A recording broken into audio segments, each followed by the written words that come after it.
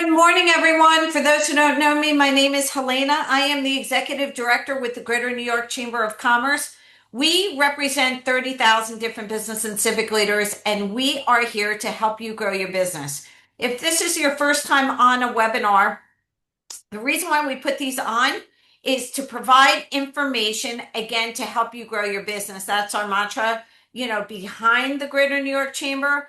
But if you, it's really important for as you as an entrepreneur or as a small or a medium-sized company or a major corporation to have access to information to grow your business. And you're going to hear me say grow your business all the time. And that's the reason why we put these webinars on, to get that information from whether it's a local city, state, federal agency, or whether it's a very respected expert in a field of knowledge, in this case of law, and how to avoid litigation.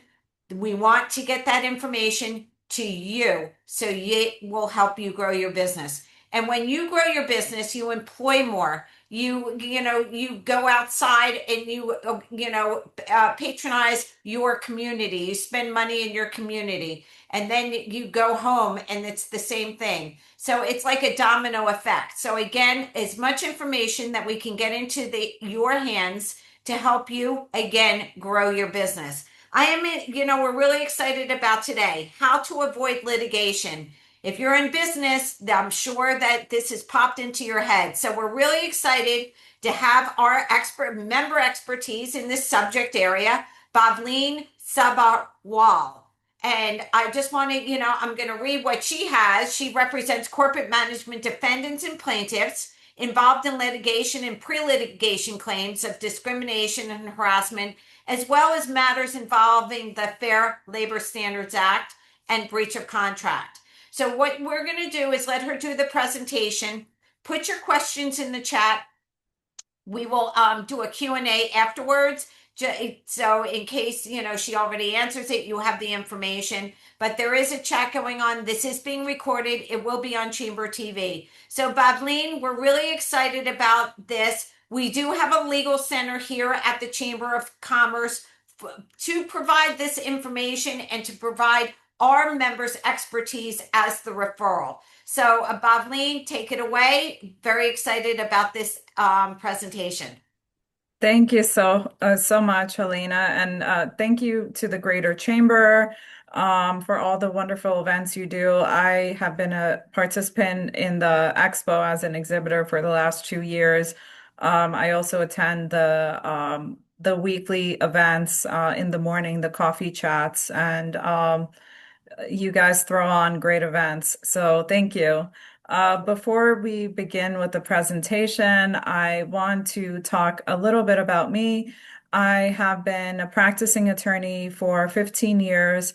Before I started my own law firm 4 years ago, I was working at various defense firms that were associated with national insurance companies. So my clients would basically be the insureds that were being sued, and they had insurance policies. And I've represented employers in just about any kind of case that you can sue an employer for or threaten to sue an employer for. I have tried numerous cases that have gone to trial on behalf of my employer clients, and I have achieved defense verdicts, which basically means that I achieved a verdict to get the case dismissed, which was a win for the defendant, my client. On every trial I've taken to trial, and my win or success rate for cases that were filed before the New York State Division of Human Rights and before the EEOC is currently 95%, and it has been that way for about 6 years. So I am all about prevention with my employer clients. You want to address things head on before they actually turn into lawsuits, before the employee gets a lawyer. So that's what we're here to discuss today. some tips and strategies you can use and you can implement on a daily basis to make sure, well, there's no sure-proof way of avoiding litigation. But even if you do wind up in litigation, you want to make sure that you have great documentation and a great paper trail so you can defend yourself and you can win if an employee decides to sue you. So just a bit more about me. I'm very passionate about defending employers because when my parents immigrated to this country from India, they started small businesses.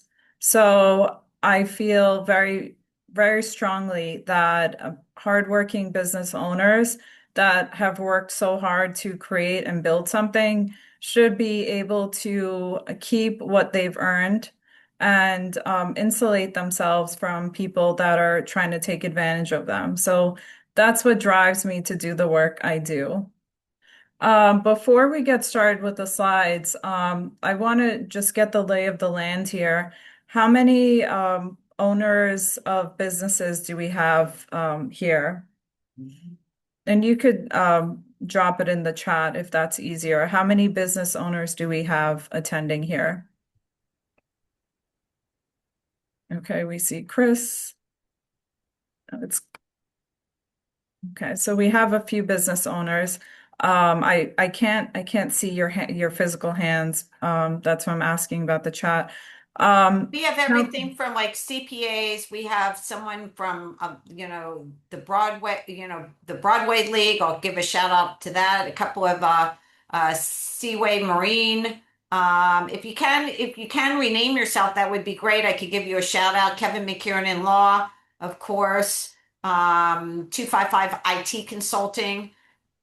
I'm just reading. There's Berthany Ritchie from Rehoboth Elderly Care, active member with the chamber. So you can get an idea of the type of businesses that are on here that I can see that will, kind of guide you with that. okay, great. So we have a whole range of businesses. And do we have any HR professionals on this call today? You're an HR professional. Put it on. Yep, Okay, Raul. Raul. Raul said yes. And any managers that supervise employees on this call? Put it in the chat. Yeah, put it in the chat if you manage employees. Okay. So I want everyone to guess how much the average lawsuit costs an employer on the low end. Any guesses? How much does the average lawsuit cost an employer on the low end? Okay, someone said 250,000, 50,000, 50, 250,000. So those are all very good guesses. 50,000, 15,000. So I would go with what Susanna just said. A frivolous lawsuit to get dismissed or settle out would be in the range of 10 to 15,000. I would say the majority of lawsuits would be much higher than that. I would say a case with some teeth would be more in the range of 50 to 60, depending on the facts. A really good case can go up to the eight figures. How many of you have insurance on this call?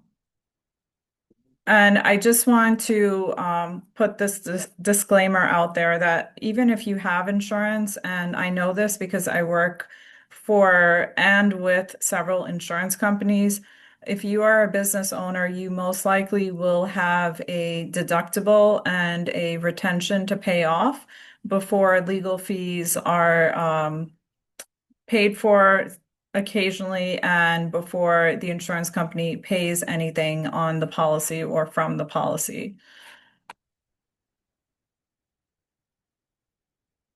Okay, so I want to talk a bit about the laws behind discrimination lawsuits.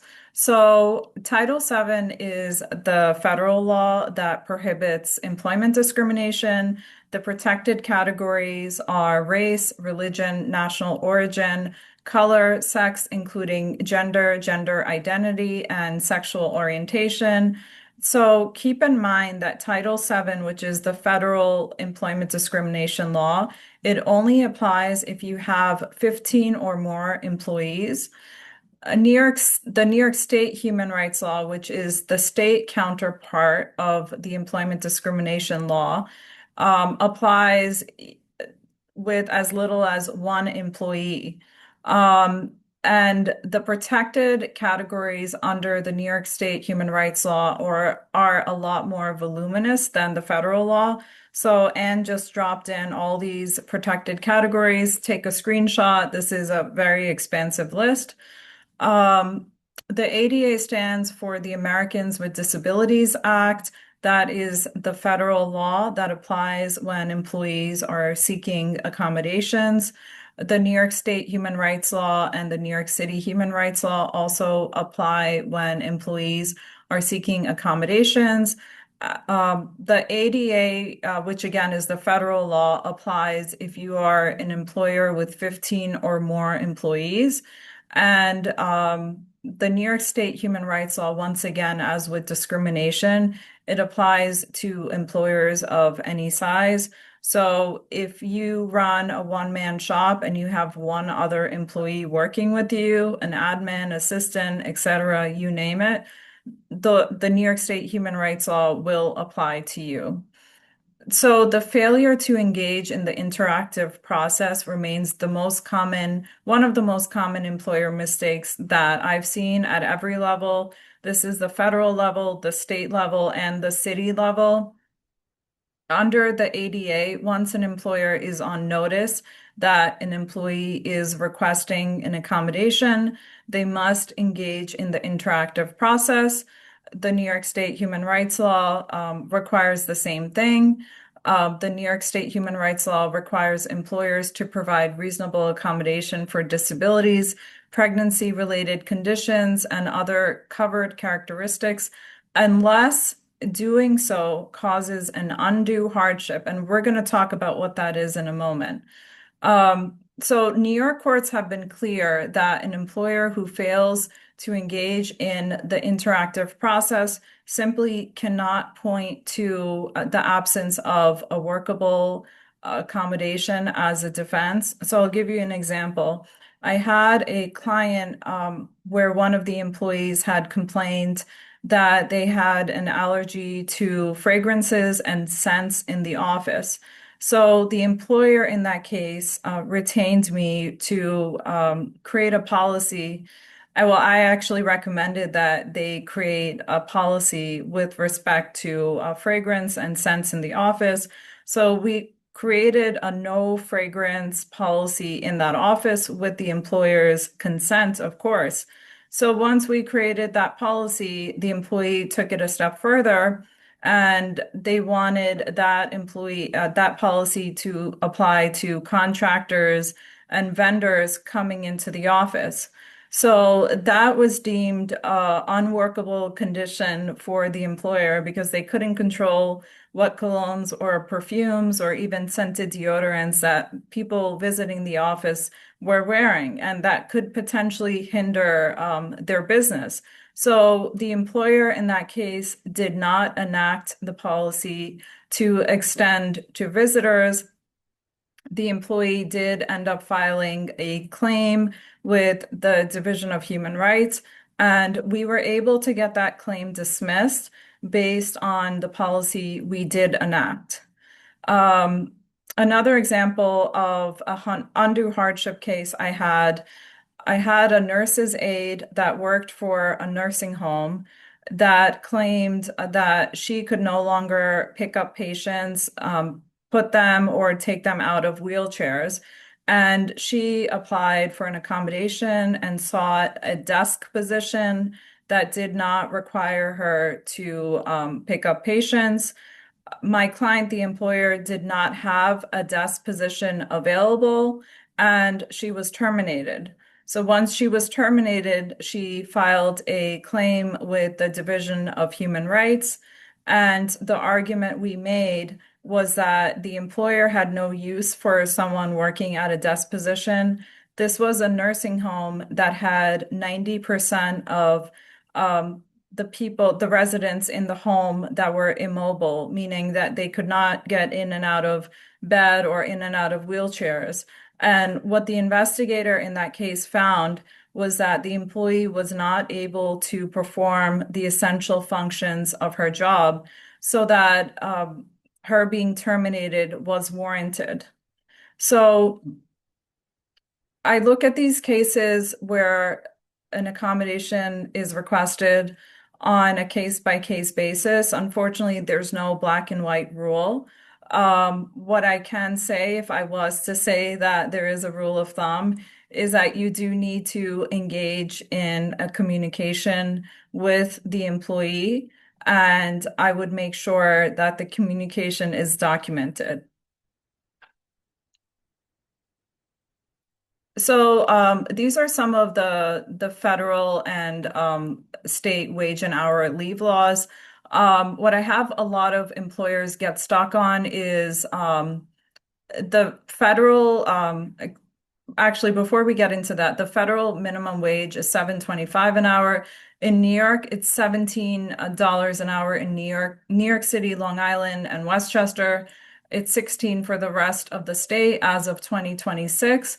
So, what you want to keep in mind is that the federal salary threshold for exempt or hourly employees on the federal level is 684 a week.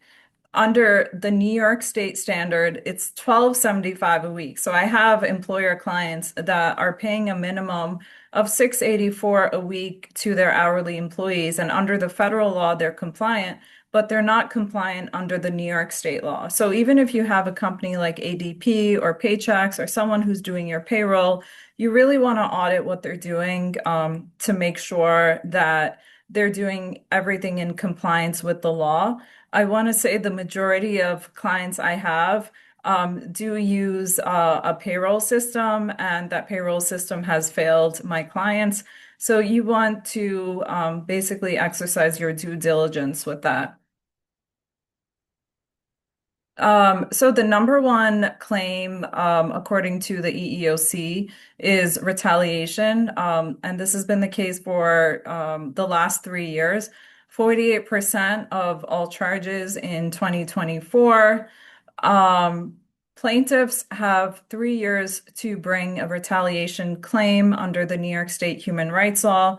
Under Title VII, they first, if they want to sue under Title VII, they first have to go through the EEOC, and they have 300 days to file a claim under the EEOC. So if someone wants to sue you 3 years from now based on a decision, you want to keep in mind that your actions and what you're doing today could impact you in 2028. Okay, so I want to go into the 6 steps, and then I want to take some Q&A. Okay, so we have something from Jennifer. Would it be possible to unpin the speaker? Um, I will send you a copy of the slides. But I'm actually going to read off the slides, so that's easier because I do realize that it is small. So my first tip is you want to separate the facts from stories before acting. Most adverse employment actions, terminations, disciplinary measures, denied promotions are made on stories, not the facts. This is the most common driver I see. So the decision was made on a story. For example, she's not a team player. He's checked out. They're not leadership material. You want to keep in mind that these are interpretations. They are not the facts. The plaintiff's lawyer's job is to show that the story you told about the employee maps onto a claim of discrimination, that she's not a team player only appeared after she requested FMLA leave. That checked out narrative only showed up after he turned 55. before any significant employment action, whether it's termination, demotion, a performance plan, denied promotion, you want to require the decision maker to write out two things separately. I tell my clients to pull out a pen and a pad and create two columns. So you want to have a column that talks about the raw facts, the dates, the behaviors, and the documented performance issues. And then you want to have a second column about what those facts mean. If the facts column is thin, that means that the action you want to take against the employee, you're not ready for. And you also want to keep track of what your managers are doing. For whatever reason, there may be managers that don't get along with certain employees. So you really want to ask them very pointed questions about why they have issues with certain employees to make sure that they're not biased when they're making decisions. And sometimes it's a personality conflict that is leading the manager to make that decision against an employee. So you really want to grill your managers to make sure that their decisions are based in fact and not what they believe the story is. Examine what your managers are actually hearing, build review processes that require managers to reflect back what they heard before responding, and create escalation paths that don't depend on a single manager's interpretation of events. So this goes back to what I just said. Sometimes there's personality conflicts between managers and their employees. So ideally, you would want to have one or two different people managing or co-managing your employees to make sure that they both agree on what steps they're going to take or they want you to take against a particular employee. And this is especially the case because we're all human beings and managers do have filters and they may be working with someone on a day-to-day basis and miss the bigger picture.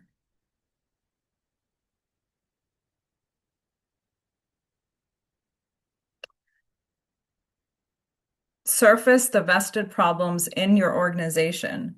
So every organization has persistent problems that no one is actually trying to solve because someone is quietly benefiting from keeping them alive.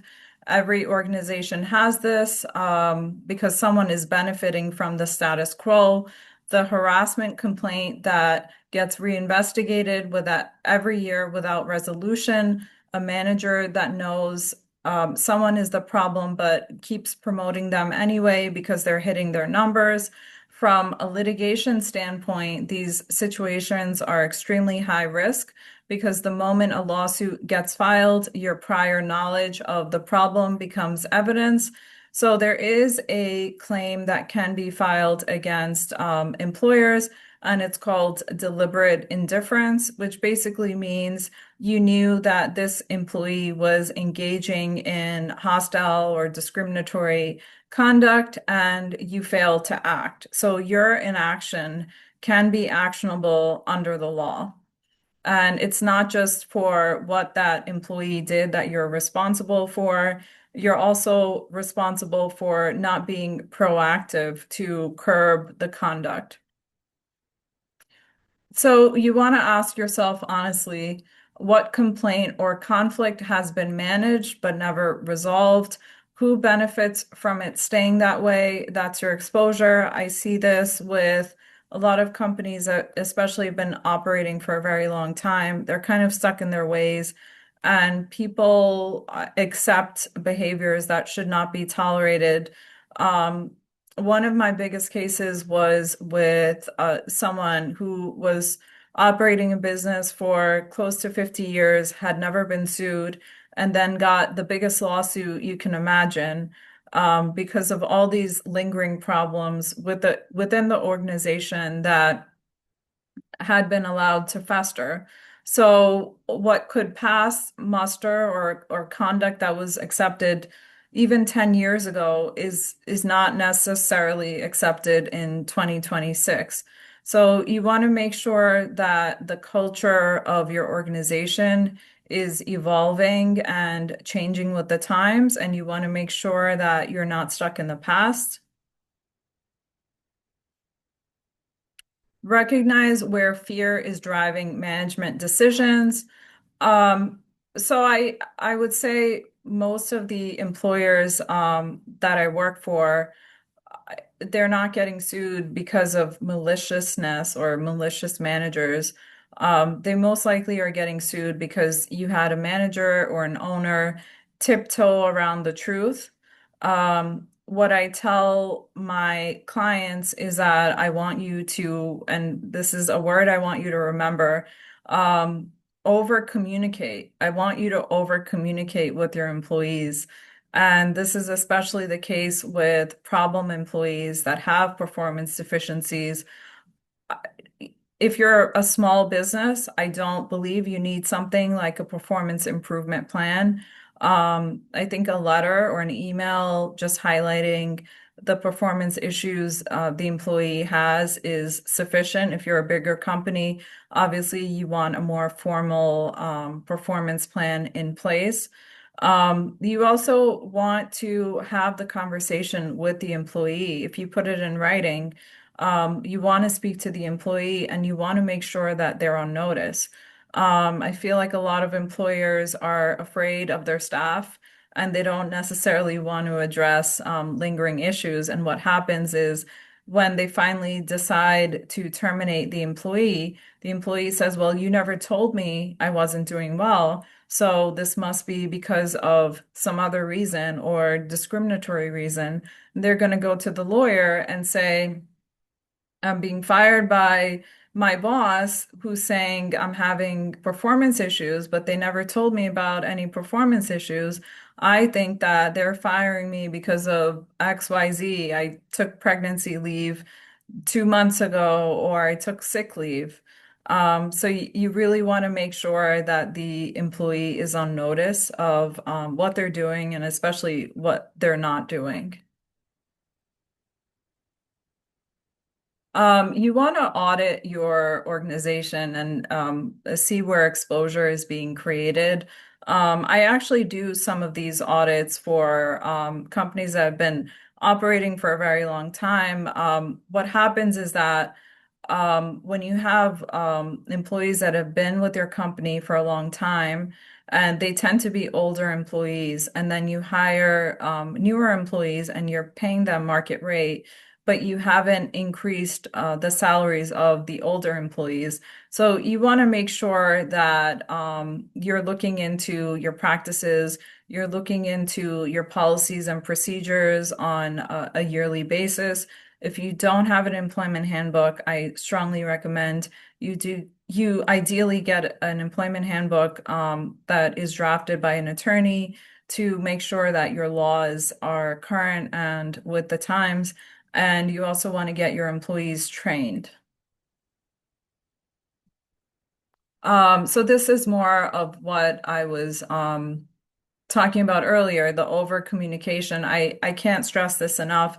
I tell my clients if it's not in writing, it didn't happen because then it's going to turn into a he said, she said kind of case. And that's really not what you want. If you want to defend yourself and make sure that you're as litigation proof as possible, you want to make sure that you're writing things down and not just I have clients that write memos to file. I spoke to this person on this date. Well, that really isn't going to cut it when you get to litigation because that person is going to have a completely different idea of what occurred versus what actually happened. So last slide. So these are the 6 steps.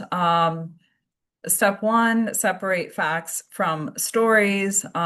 Examine what your managers are hearing. Surface vested problems. Recognize fear-driven decisions.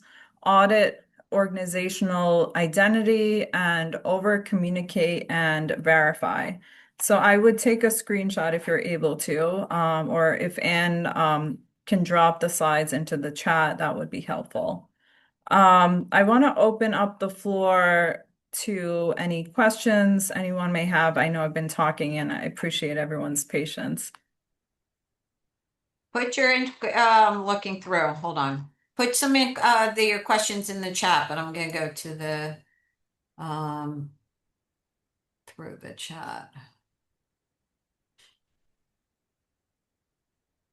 I guess no any question. I'm scrolling down. Hold on. Oh, new message. What Okay. is the What is average the cost? average cost to get a general insurance? That's a good question. I think you should speak to an insurance broker. We have a I lot of members that are insurance brokers, so if you email me, I can get you in contact with that. Okay, yeah, that's a good idea. My contact information is there if you think of a question after that you want to ask me that you didn't get a chance to. What is the law when it comes to not hiring someone after completing an application? Good question. Is that the question pertaining to like if they He's in the healthcare industry. so is this around like if a background check doesn't get approved? Berthany, if you can explain, that would be great. Or you can, and if don't put any personal information in here. Yeah.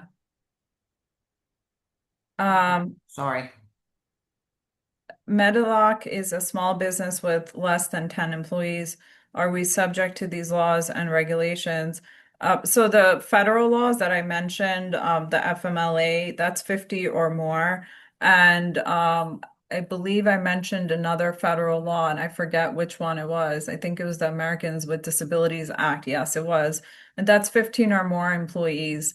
But that's on the federal level. On the New York State level, you would be subjected to all these laws. As long as it's more than just yourself, you have an admin person, et cetera, working for you, you would be subjected to these laws. Someone asks, as a solopreneur in the professional service industry, what should one look in for a lawyer for ad hoc needs? Example, another set of eyes for a standard contract. I understand you get what you pay for, but as someone who has never used a lawyer, what is a reasonable range of cost for something like this? So I like how you're thinking, because as good as AI is, they do miss some of the nuances. I had a client that was sued not too long ago because they used a contract that was generated by AI that missed some of the New York City nuances that are in place. I put my information in the chat. I'm happy to discuss. I don't think I can give you a range of lawyer fees because it's really across the board. Any other questions? It looks like we have another insurance question. Is general liability insurance the type of insurance that covers these type of possible suits? Um, that's a very good question. I would defer that to an insurance representative in our group. But I would say that most of my clients at where I work for insurance companies, they do have employment practices insurance. Any other questions for Bobleen? And like I said, if you need insurance companies, we do have members of the chamber that we can refer. Any other questions, everyone? So we have another contract question.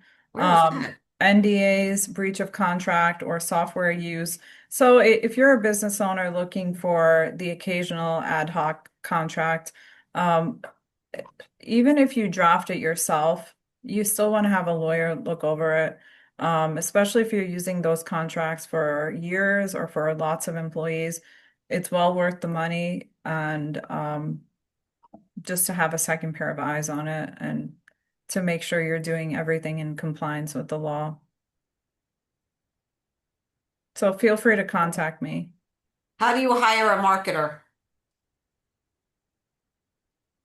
Hmm, I don't know. Who What should should be be in the in the contract? contract? Uh, Are you referring to like a contract with a vendor? he doesn't want us to mention the name. Okay. Well, all good. In general, yeah, you know what? I'm gonna just say reach out to her directly. Yeah, my office number is there, my direct number is there. I want to be mindful of time because we're a bit over. Yeah. But thank you everyone so much for attending. I hope you got something out of this presentation, and I hope to see you or meet you in person at one of the lunches. Yeah, definitely. Thank you, Bubbly, so much. This was so informative. Again, we try as much as possible to get this information into your hands. And like I said, Bableen is part of our legal center here at the Greater New York Chamber of Commerce. So if you have any questions, reach out to her. You have her contact information. If you have any other general questions regarding running your business, call 212 Chamber or just email me. You get my emails. If you have any questions during, as you're going along, there's a lot of past presentations on Chamber TV. This will be on Chamber TV. Just give me a couple of hours to post it up. And then also, we have the online networking coming up next Tuesday. We have some great power networking lunches in person in July after, all the graduations and things like that. We have two scheduled. And then we also, mark your calendar, September 17th. We are hosting our annual business expo. The information is on our website. If you're interested in taking a table, secure your table. We're limited to 65 tables. We usually sell out over at 100. So, reserve your table, very cost effective. We usually get about 2,000 businesses there, and it's a great day to meet businesses. So, everyone, enjoy this beautiful weather. Bobleen, thank you so much. Legal issues for businesses are very important, and we want to make sure that you are getting in contact with the appropriate person. So reach out to Bobleen. Her contact information is right there. Everyone, have a great day. Thank We'll you, see you everyone. Have a later. great day. Take care. Thank you, And Helena. Really appreciate anytime. it. I'll see you soon. Thank you again. Thanks. Bye.